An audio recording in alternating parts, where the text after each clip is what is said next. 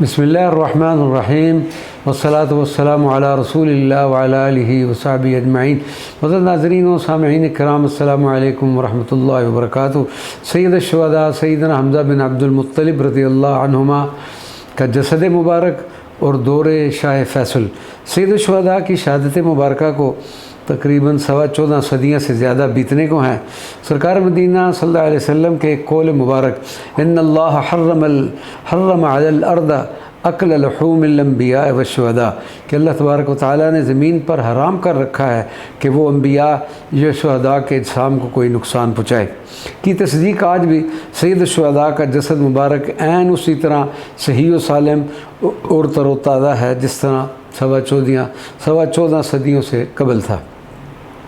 مدینہ طیبہ طاہرہ میں شاہ فیصل کے زمانے میں ایک مرتبہ طغیانی بارشیں ہوئیں جو سیلاب کی صورت اختیار کرتے ہوئے احد پہاڑ کے دامن میں، جہاں 70 شہدائے احد اور بالخصوص سید الشہداء سیدنا حمزہ آرام فرما ہیں کہ قریب سے سیلابی ریلے کی صورت میں گزرا، جس سے کچھ صحابہ کرام اور بالخصوص سید الشہداء کی قبور مبارکہ ظاہر ہوں گی۔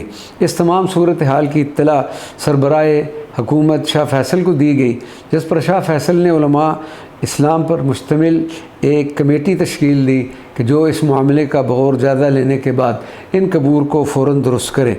اس کمیٹی میں ایک انتہائی اہم مذہبی روحانی شخصیت فضیلت الشیخ محمد محمود الصواف بھی تھے۔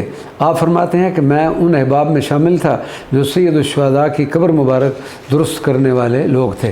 الحمدللہ میں نے سید الشہداء کے جسم اطہر کی زیارت کا شرف حاصل کیا۔ آپ کا دست مبارک آپ کے بدن مبارک پر تھا۔ جب ہم نے آپ کے دست مبارک کو اٹھایا تو یکدم خون جاری ہو گیا، جیسے ابھی ہی آپ شہید ہوں۔ آپ کے جسم اطہر سے مسک کی خوشبو آ رہی تھی۔ جناب شیخ محمود الصواف جو اس واقعہ کے عینی شاہد ہیں، انہوں نے یہ واقعہ کویت کے ایک مشہور و معروف ڈاکٹر طارق سویدان، یہ ابھی تک کویت کی ایک عظیم شخصیت ہیں اور ابھی تک زندہ ہیں، سے بیان کیا۔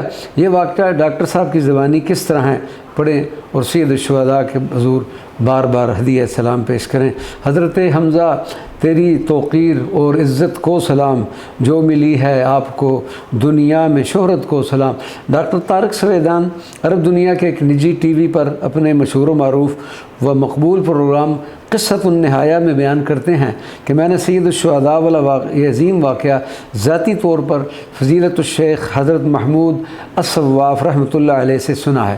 یہ عظیم واقعہ جس کا مشاہدہ بعض علماء نے کیا جو صحابہ کرام کے اجساد کو دفن کرنے کے عمل میں موجود تھے۔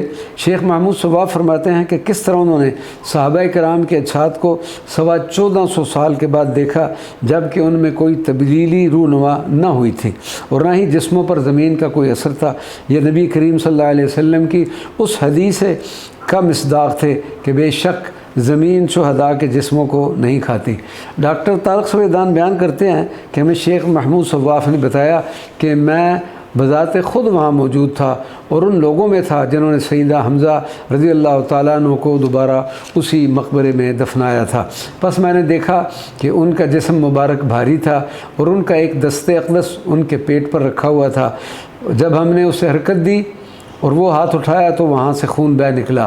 پس آپ رضی اللہ تعالیٰ عنہ کا جسد اطہر بھی باقی شہداء کی طرح دفن کر دیا۔